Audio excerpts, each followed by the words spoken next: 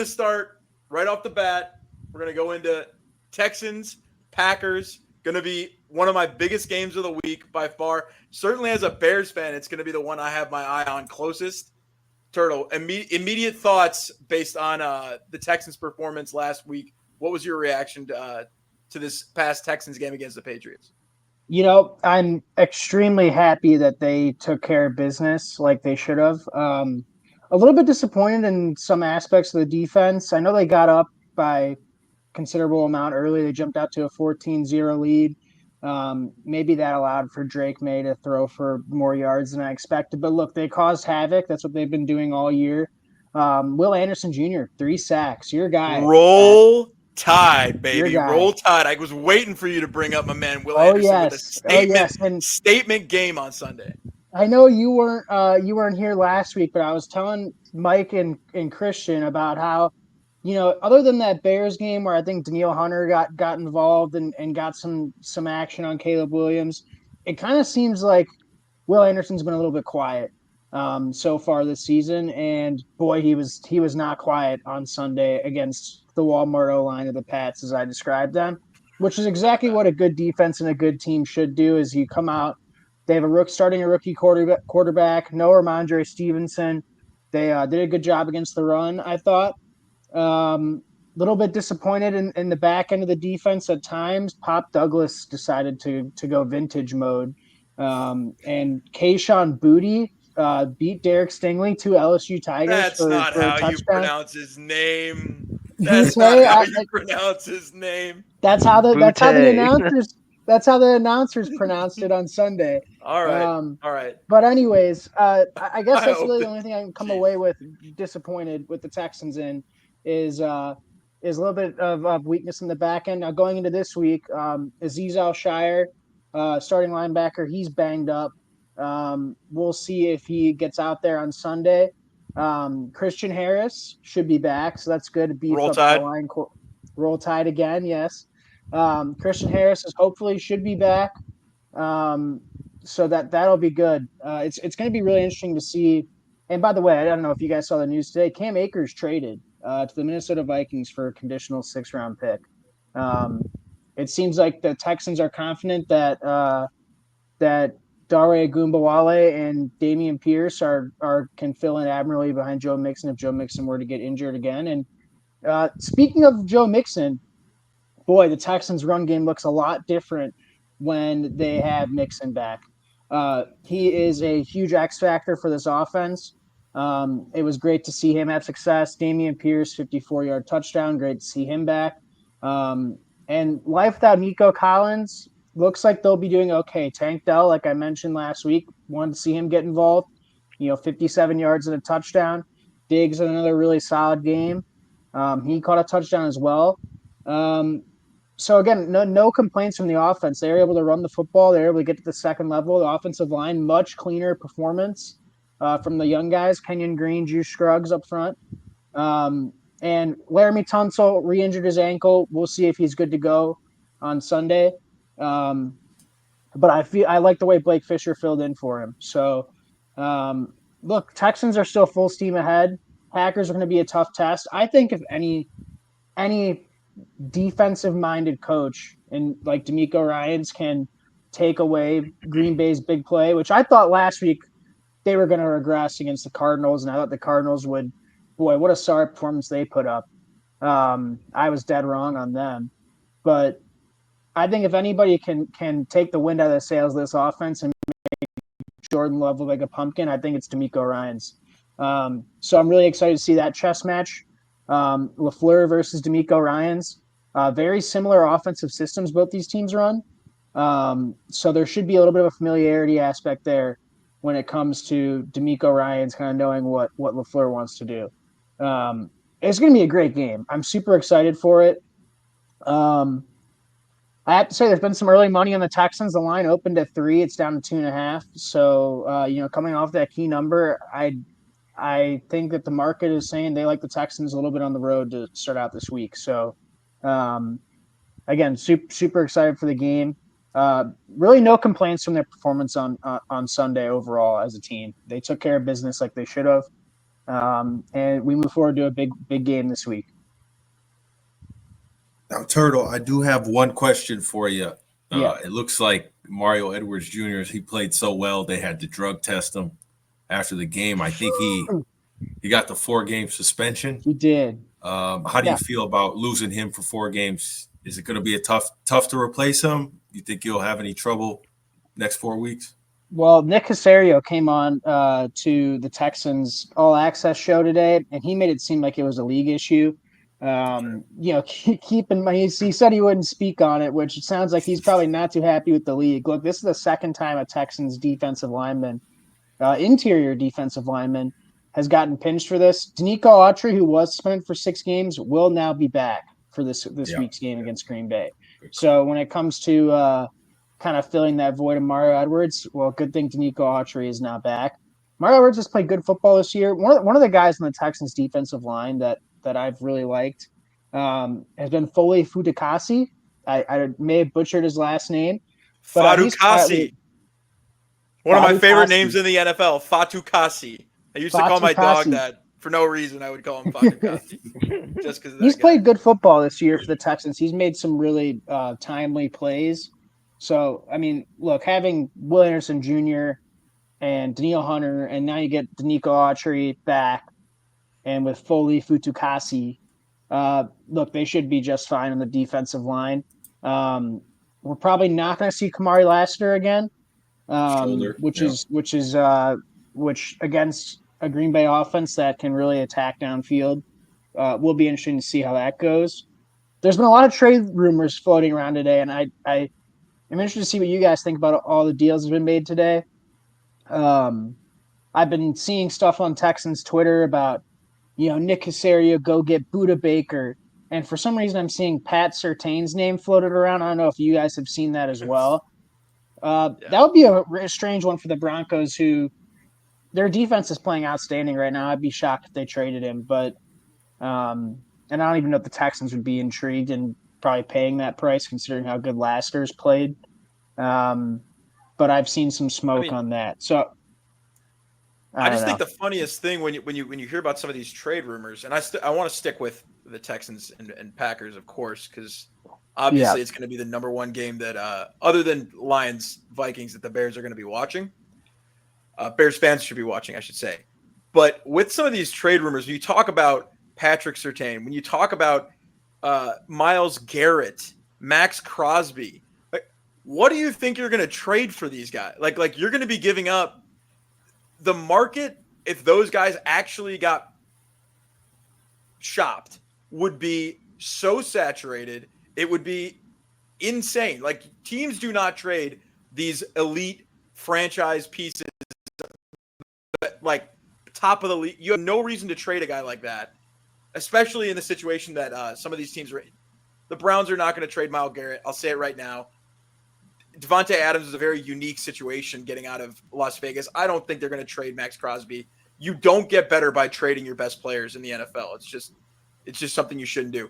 Anyway, I did want to just say, Jordan Love last week got so lucky on so many throws, and I feel like this has been a theme just throughout my time watching this guy play between this year and last year.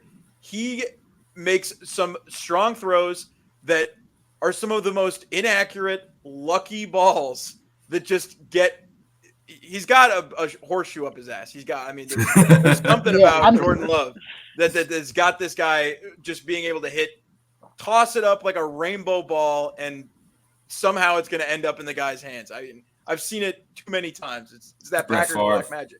But Brett Favre. Yeah, there you go. Exactly. It's like Brett Favre, Aaron Rodgers had a little bit of that in him too.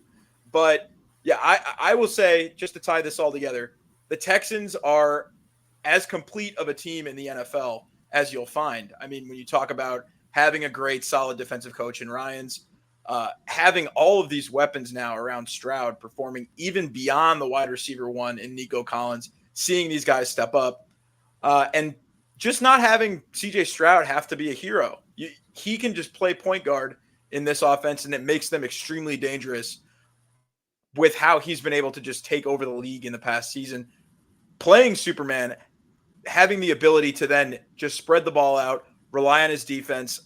I honestly have never felt this good about the Texans, and I've got an inkling just to want to pick them to win the AFC. I got to say, the Chiefs are. I don't blame you. Chiefs look very vulnerable. Yeah. And I will say this Yeah, about exactly. the Texans. I want to get one more thought in here about them.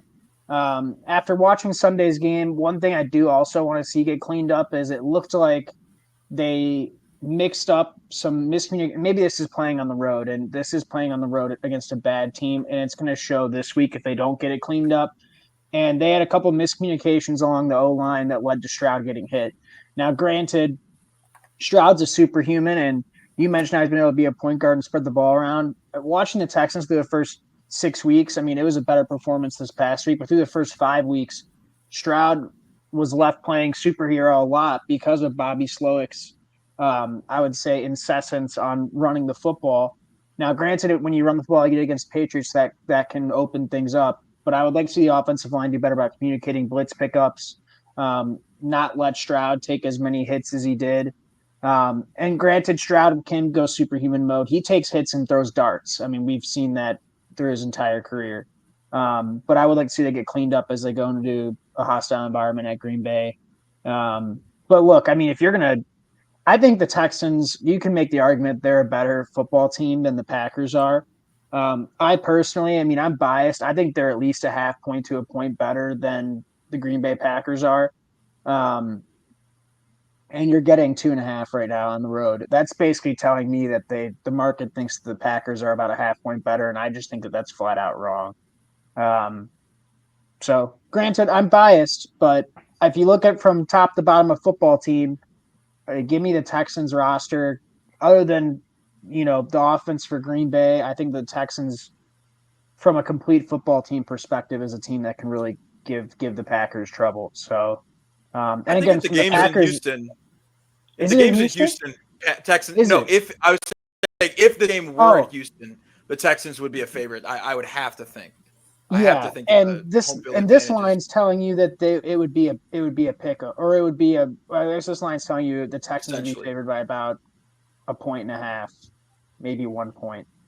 It depends on how much home field you want to factor in for Green Bay. I mean, Green Bay.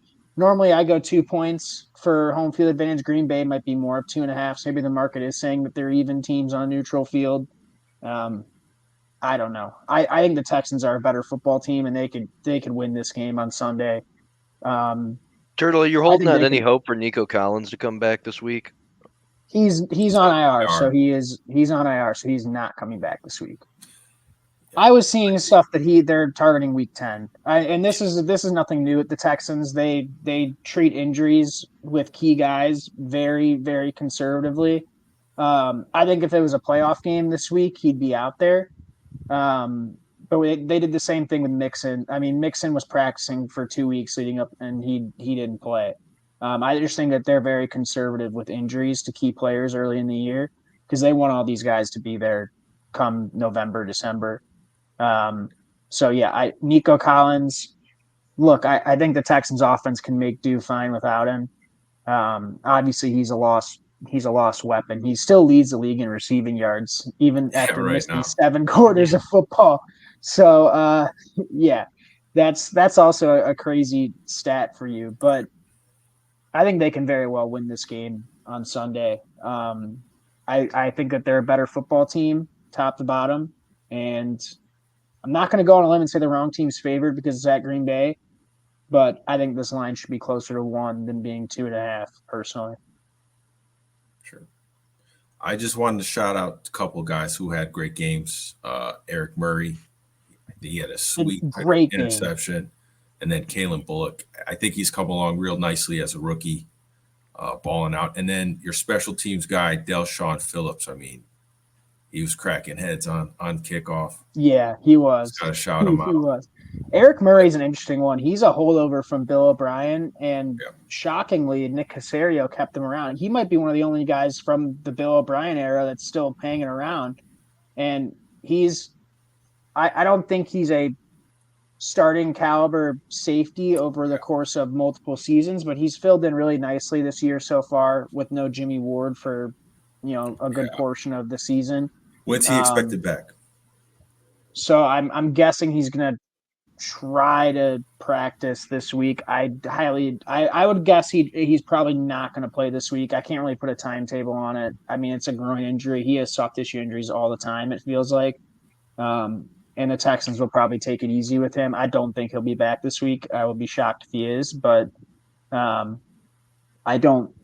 Look, Eric Murray's filled in fine. Kalen Bullock, like you mentioned, he's getting better every single week. I love the Texans draft from this past year, to be quite honest with you. Laster and Kalen Bullock, two rookies, come in, played really well. Now, again, no Laster this week, probably no Jimmy Ward.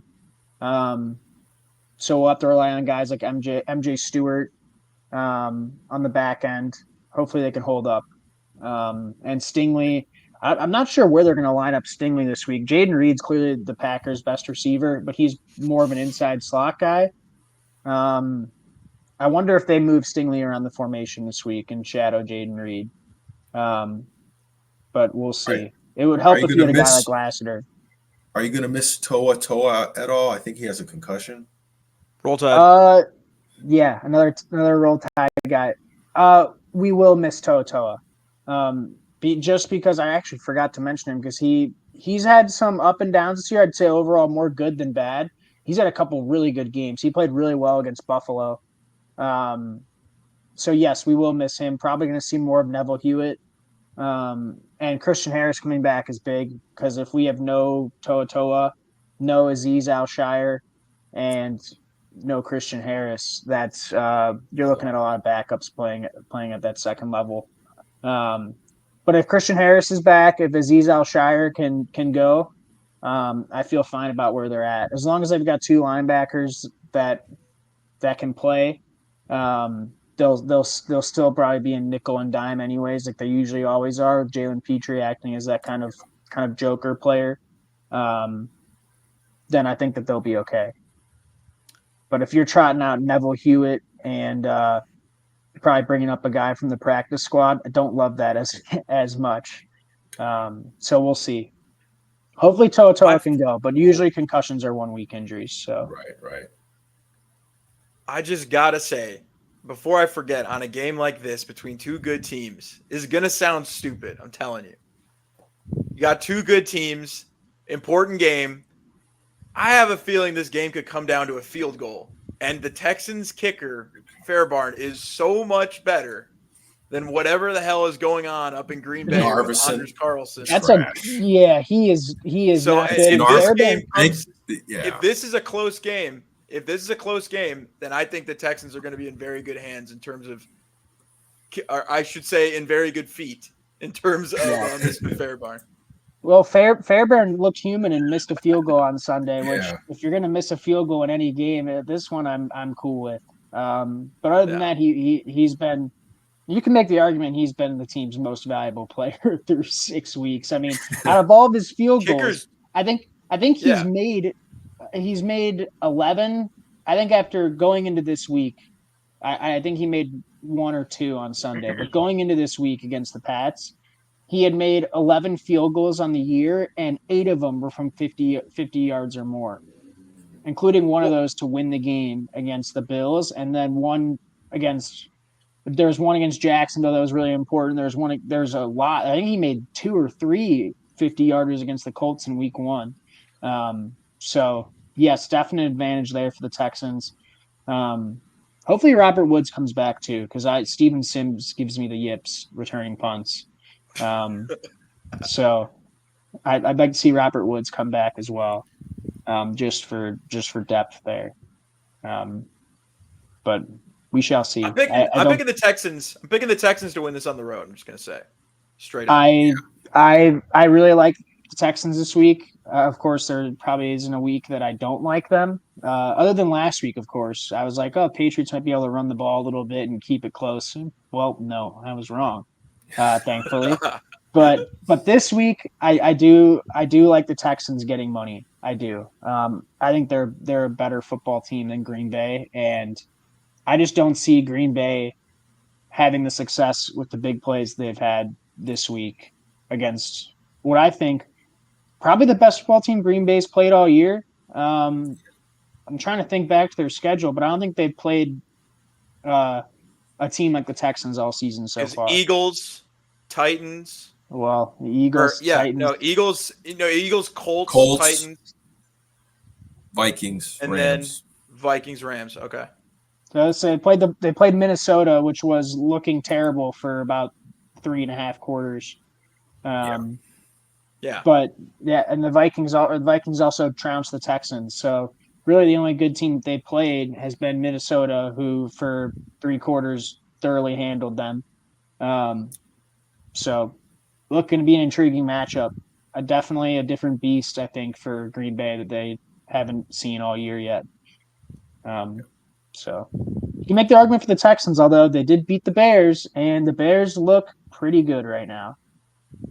There you go. The Bears are looking like the next Texans, the next version of they're team with the baby rookie Texans. Yeah, with a team with a quarterback on a rookie contract that can just build a super team around him. That's the dream right there. So let's hope for the Bears' sake, let's hope the Texans can get a big win for me and Christian. I hope so.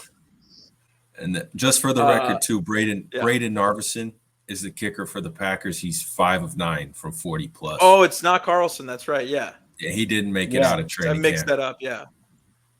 Well, yeah, Carlson they used a draft pick on, if I'm not mistaken. And, right. That what a waste of a pick that was. And you bring in another rookie kicker, and this guy sucks too. So we love it. Moving on, shall we? We got our Mike. Do you want to give us a pick on that game? If the Texans are getting 3, take them. I feel like they're a better team. I'm curious to see how it's gonna. I feel like there's a lot of weapons on either side of the ball with this game. I think the Texans defense is playing a little bit better, but maybe lean the over just because that sounds like a fun over. But I think Texans could win outright, and especially if they're going to be getting 3, I think I lean Texans. It's a Big Joe Mixon week, I would say. Big Joe Mixon week.